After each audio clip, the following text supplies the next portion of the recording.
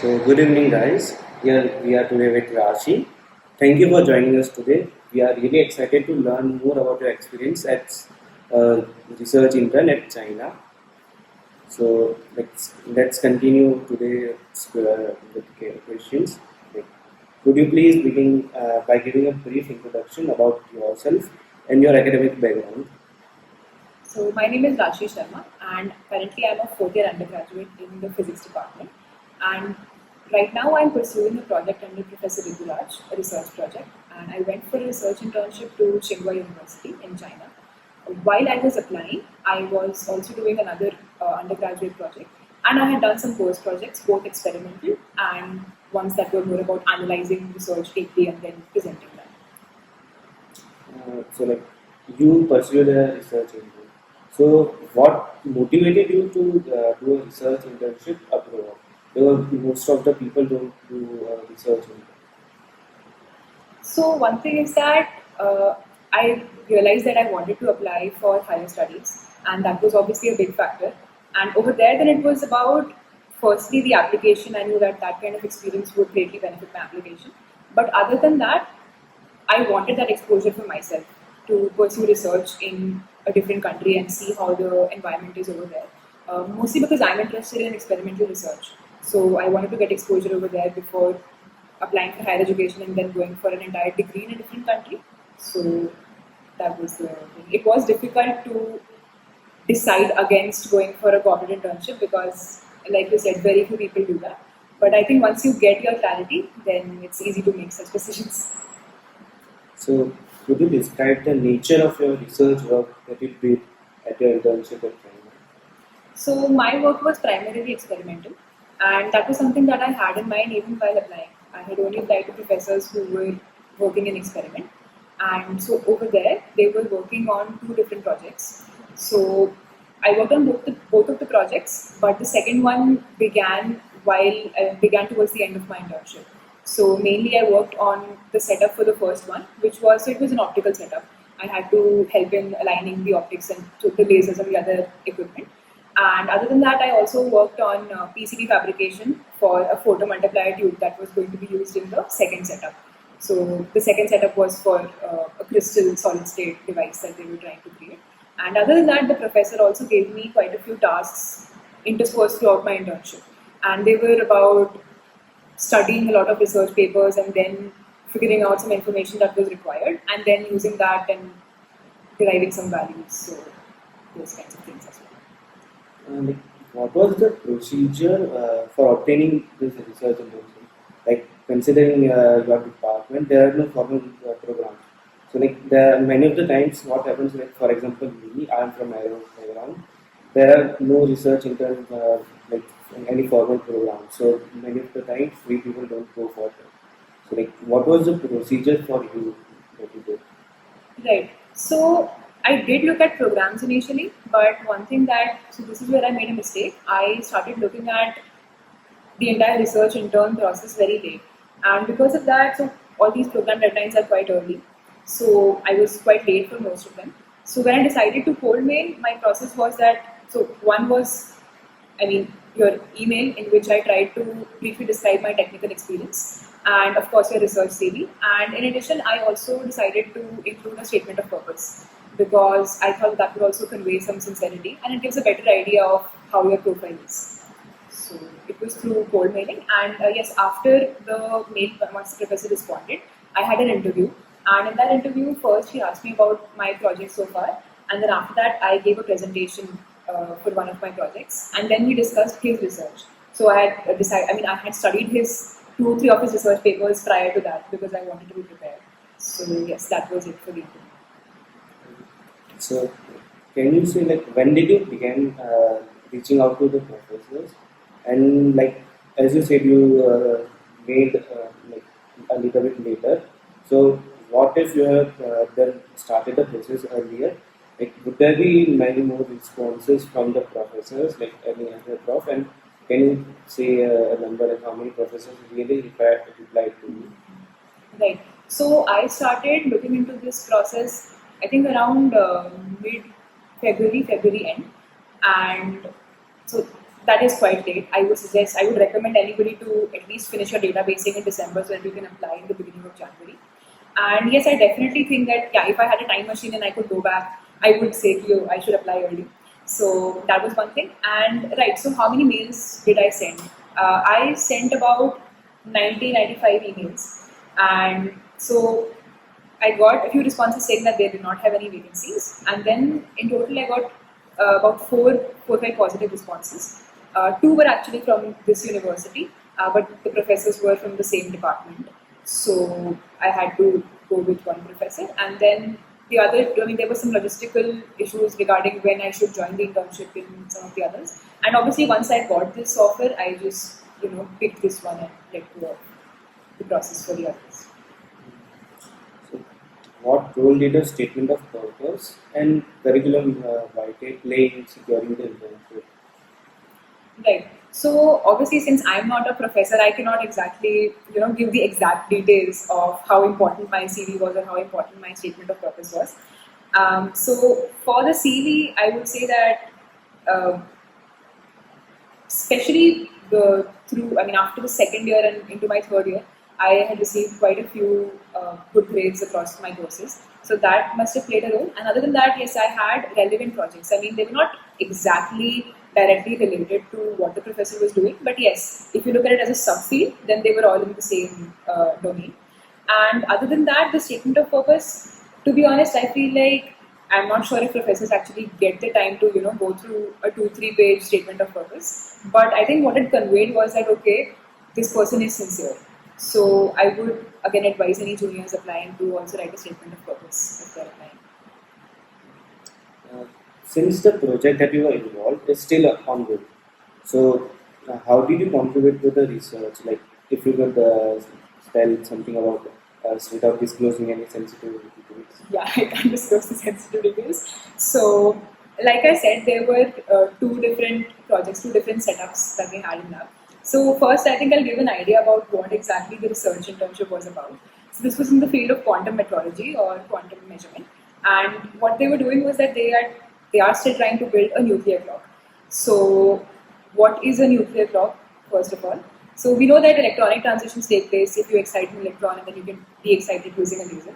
So clocks that are based on such transitions are called atomic clocks. But the problem is that those frequencies are not very high, and also those transitions are not very stable. Those clocks are not very stable. So this group is trying to build a nuclear clock using thorium-229, which has a very low excitation energy. So nuclei also have orientations of protons and neutrons within them, and that leads to grounded excited states and because of different orientations. So the wavelength that is required for that transition is something that laser can be built, and because that frequency would be very high, that would lead to a very high precision clock if built. So that was what they were doing, and that can be done using two different methods. That's what researchers believe right now. So you have an ion trap setup, that is where you cool the thorium 3 plus ions, and another is where you dope thorium atoms into a crystal.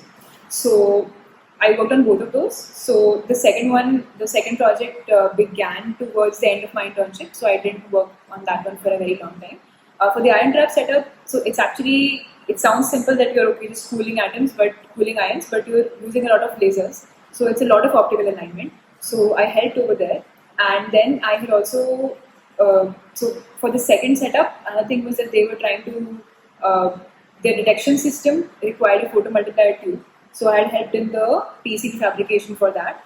And other than that, they needed this calculation. So for that, I was asked by the professor to come up with some estimate. So that was a lot of studies, and then I gave them some estimated number for one calculation. This was again for the second project.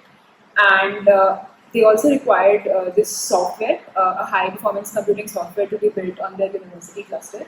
But that was a very long process, so I didn't actually get to build the entire software and then use it. But it was a Dirac software. But I spent some time working on that, and then the professor told me to shift to a different task. So that was that. So, are you still working on it with them? No, I'm not. So, what were some of the major challenges that you encountered during the application process, and how did you address them? Right. So the first thing is that once I realized that I'm late for these programs, and I got some responses saying that they already got students in January, and I had to shift to the process of coordinating. One thing is that it takes a lot of time. So I decided that I will keep on sending emails until I get an internship that I'm satisfied with. So I think I must have gone through profiles of maybe 500, 600 professors at the bare minimum, and possibly even 1,000, unexaggeratedly. So, you're going through their research, you're seeing what research papers they publish, at least reading a little bit about it to see if you want to actually apply to their lab. And so that takes a fair bit of time. So it's a very lengthy procedure, and now that is something which, how did I manage? I just had to do it because I started late. And then the other thing was that you keep on not receiving any responses, because obviously professors are busy and they're not going to tell you no straight out, and they just will ignore your email. So you just have to keep on being at it and keep on sending emails. So I think that requires perseverance, and yes, I would suggest anybody who is applying to just keep on continuing the process instead of giving up. You might feel like, okay, I sent 30, 50 mails and it's not working out. But I would suggest anyone to just, keep on sending mails and see what happens. In a foreign country, like did you face any challenges living there also? So, yes, I definitely did face challenges. I think overall the experience was great, and I'm very happy that I went there because I got exposed to a very different type of research environment. So, I mean, the lab was extremely well equipped, and you can tell that their experiments are very, very well funded. So that was one thing. Other than that, the challenges I faced were that, so I wasn't expecting this, but English is not very commonly used in China. Not at all, in fact. So even in the lab, when people were, communicating regarding the project, and all the technical communication was also in Chinese. So that was very difficult because, as an intern, especially if you are doing an experimental research internship, you can't really contribute that much on your own, right? Because they have their setup, they have their project. So you can't just go and start doing things. So a lot of learning happens when you're listening to what they're saying. And that was something that I missed out on. So that was, how it affected my internship. Obviously, I tried to learn as much as I could with, visual cues and all those things. But yeah, that was a big disadvantage, I would say. And on a day-to-day basis, normal things like, if you want to go and eat, or if you want to order something, or if there's any essential that you need. So all those things, it's a huge language barrier. So, like food differences must be there. Food differences were there, definitely. I mean, meals were a problem. I just managed somehow for those 2.5 months. But I could not have properly managed for, say 5 years. Yeah. So that is there. So, like, was the stipend provided there was enough sufficient for you to live there, or like, what was the living conditions there? So the stipend was more than sufficient for my living expenses over there. It did not cover the tickets that we had booked from India to China, but other than that, it was more than sufficient. And obviously, it helped that I was staying in the international students' hostel. I managed to request them and then find accommodation over there. Instead, if I had to stay in a hotel, then it would have been definitely much more expensive. So that was there, and so yeah, I was staying on campus for the bulk of my internship period. So, like, you were helped by the IIT Kanpur or not? Like, were the tickets expenses provided by IIT Kanpur, or like you have to do it all on your own? So I think for people who apply to universities, either through programs or maybe through, even if you're applying to a university where IIT Kanpur is partnered with that university, or there is some memorandum of understanding, in that case I think you can get some support. You could potentially. But in my case, so I had checked with the international offices of both the universities, and there was no such provision because IITK and Tsinghua University are not partner universities. So we had to bear the financial costs, but then the stipend was there. So, Like, how did you manage your academic pressure there while applying for internships there? right. So I think yes, this would depend on how hectic your sixth semester is. And for me, actually, I was doing a project under a professor. Along with that, I was also doing some course projects, and the other courses also had lots of assignments. So yes, it became very hectic. The thing was that because I had delayed, my process of the research internship procurement, and I knew that this was something that I really wanted for myself. So I decided to prioritize it above a lot of other things. So there was good and there was bad. I had to drop a department elective, but I ended up with an SPI of 9.3 that semester. So it was alright. So, like in your opinion, is a research experience like already is necessary for a research experience in foreign? So I would say that having some relevant experience is necessary. You don't necessarily need to have multiple internships under professors, but having some relevant experience helps. For me, I had some relevant course projects, and I was also doing a relevant project that semester, and definitely good grades also help because they will end up asking you for your transcript. So in my case, my grades had vastly improved after uh, during and onward, like during and second year onwards. So that helped. So, like one research project is sufficient for you to apply in a foreign internship research program. I would say I was doing a project that semester, but even if I weren't, I think I would have still applied. And if somebody has only done course projects, I would still not discourage them from applying because you never know what might happen. And I think people do think that it is very hard to get a research internship, which it is. It's a very long and painstaking process. But it's not. I mean, if you keep on trying again and again, you might end up with one. So, we learned that you had an offer from JP Morgan Chase as well. So, what influenced your decision to choose a research internship overall? So I was very grateful to JP Morgan and Chase for the offer, and I was actually excited about that internship. But once I realized that I definitely want to pursue higher studies, and since Tsinghua University is very well ranked actually, so I thought that it did not make sense for me to, prevent myself from gaining that exposure. So Okay. So now reflecting on your overall journey, what aspects of your application or preparation do you believe contributed most to your success? So, like I said, for me, one thing that I did was that I decided to write a statement of purpose, and I shared that in every single email when I was sending out board emails. Along with that, I do think that the course projects that I had were relevant, and even the project that I was doing that semester. And although my grades in first year were not great, since I had a strong upward trajectory after that, I think that also helped. Okay. So is there anything you would do differently if you were to apply again? Yes, I would definitely start applying sooner. I would start applying. I would create my database in December and then apply to programs in January. And then if that doesn't work out, then I would have applied to professors then. But databasing for cold emailing is a very long process. So preparing that database in December is a good idea. So like did you have any future university in your thought or you were just like I want one internship and it will be fine?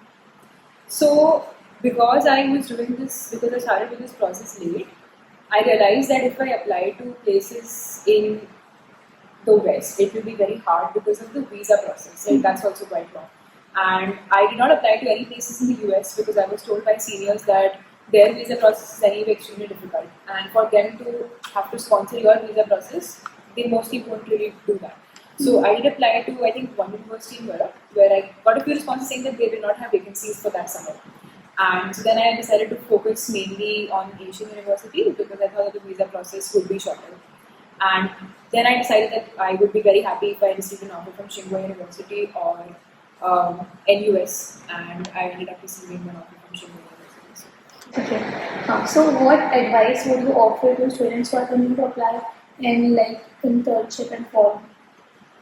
So the first piece of advice would be to realize that it's going to be a long process, and it's commonly known that if you are sending cold mails, then you might have to send 30, 50, 100 cold mails before you get the response. So don't be disheartened by that, definitely. And the other thing is that if you are interested in applying for higher education, then definitely try your very best to get a research internship. Try to get one international research internship. If you try and you're not able to succeed over there, then definitely try to go for an internship, a research internship in India, because you get a lot of clarity. And if I compare the clarity that I had or the vision that I had for my future before the internship versus the one that I had after my internship, so they're very different because you grow a lot in the process and you gain a lot of wisdom. So obviously by performing the roles of an intern, But other than that, also by observing and spending those 10, 11 hours in the research lab and observing the PhD students and you're observing people's work through the hierarchy, right? Like you see how the professor works. So you see a day in the life of a professor across 2, 3 months, and then a day in the life of a postdoc student, a PhD student. So it's a lot of clarity. So, what would you say are the key qualities professors look for when selecting students? So again, because I am not a professor, I can't give I can't give a proper, perfect answer to that. But what I would say is that they definitely care about your grades, because I was asked about my transcript by professors. Um, whoever sent me a positive response, and they will care about your project experience to the point that it is okay if you don't have experience exactly matching what they are doing in the lab, but yes, down to a subfield level, it has to be similar. And most importantly, I think it's very important to actually be interested in what they're doing. So yes, don't apply to professors if you're not interested in the work, because it will show in your interview. They will ask you, why do you want to apply here, or what about my research interests you, and then you have to explain those things to them. And so yes, those things. How does a person decide if he is really interested into research? Like in that time that he might give into a research intern, getting a degree, he could also work for internship. So like how does a person decide if he wants to go? How did you decide? So one thing is that you don't really decide passively. You will have to do projects. You will end up liking something. You will end up disliking something. Regardless, it's good because you get clarity, right? And another good thing is that the application processes are actually different. Matlab you prepare for your SPO internship season in your second year summer, but research internship, even the ones that you get through programs, you don't start applying until December. I think applications aren't even open in December. So maybe in January you apply. There's a lot of time. So you could prepare for your internship and then, see how that goes. Or maybe through your internship preparation process, you realize that you don't enjoy this.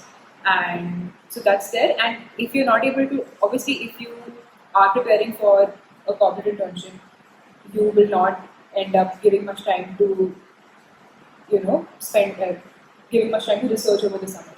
So that is there in which happened in my case as well. So for that, I would say that try to compensate using some course projects, or maybe try to start an informal project with a professor. But you get clarity by doing this. So as you have said earlier that from approx 90% only 5 to 4 will reply to you. So like, how should students approach writing a code email so that to maximize the chances of receiving a positive reply from professors? Right. So one thing is that in your mail itself, you do want to personalize it a little bit. It can't be a freezing cold email where there is no personalization whatsoever. So you want to write about what exactly, just maybe 1, 2 lines about how that professor's research interests you. And then whatever you have written in your statement of purpose, I would suggest everyone to write a statement of purpose. And whatever you have written over there, try to summarize it in maybe a paragraph or two and just add that in your mail itself. So that one day, even if they don't read your SOP, they get to know some things about you. Obviously include technical experience, and maybe that will also make them want to read your SOP, in which case that gives a much better idea about your profile. And your research CV, so for that, you have to write all your, some things are similar to how you prepare for your corporate intern season and how you prepare that kind of a resume. Definitely don't use the same format, it's a very different format, but things like your technical skills, your courses, they are the same. You do want to write about your projects in a lot of detail though. So that's it. And don't really include your positions of responsibility unless they're relevant. I would suggest not to. So like based on your experience, can you tell some of the misconceptions like that students have before going for a research internship? Like what were your misconceptions that you have? So multiple misconceptions. I think one was that people tend to think that it is extremely unlikely that they would get a research internship, an international one. But we do forget that IITs do have some sort of a name in there, so that helps. And so I would recommend everybody to try to give it your best shot. That is one thing. Another misconception that I had was that it's going to be. I did not expect the amount of culture shock that I received. So that's there. But then that depends on your country of internship. So that is another thing. And but regardless of that, if you are going for an international research internship, so I think people might think that it's very easy once you procure the internship and once you are there, it's probably very easy. In case that's what people think, I think that's incorrect because if you are doing an internship in the same country, right, you don't have to adjust that much. But if you are there, so if you are in a different place altogether, different country altogether, so adjusting to that environment for a period of 2-3 months, and especially if you apply through cold mail, so then what happens is that see, if you apply through a program, you have that organization that you're associated with, right? So in case things go south, you know that okay, you have this organization to turn to. If you apply through a cold mail, you are alone. Unexaggeratedly, you are alone in the entire country. So that is definitely there. Yeah. So, also, how was your experience like meeting the international students? Like, there might be students coming up like similar to you as a foreign research internship to the same professor. Like, how was your experience with the international? So actually, in that lab, there were only 2 international students overall, and one was a PhD student. So I was the only undergraduate international student, and I was the only external research intern. And another thing is that very few students from India actually go to study in China. Right? So I can't really say that I had many interactions with Indian students over there because I didn't. But other than that, I think the interactions that I had with people in the lab itself, if I were to talk about that, so you have to, you end up learning how to contribute in a place where people are completely different from you, in the sense that you don't relate to them at all. And so you are, yeah, so you're the only international, undergraduate student. You are the only Indian over there. And so with that, you also have to take up some share of the responsibility that comes when you're representing your, not just institute, but also your country. So that's also very important. So, like, finally, to sum it up, like, how has this experience influenced your future aspirations? Like, has it like it was too bad that you have not applied for a master, or was it too good that you would apply there? I didn't get your question there. Like, how was the experience for its research internship for you that it might influence your future experience or higher studies? Okay, so how it influenced my future aspirations is that one thing I was confused about was, do I want to apply for a PhD or do I want to apply for MS? So after spending time over there and spending 2.5-3 months, 6 days a week, 10-11 hours a day in an experimental research lab, I came to realize that I think it is better for me if I apply for a master's for now. So that was how my future aspirations changed.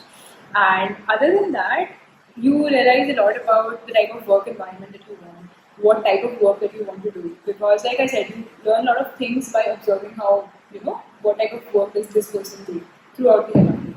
So it's a lot of clarity gained, and yes, that's why I would recommend anyone to try and get a research internship.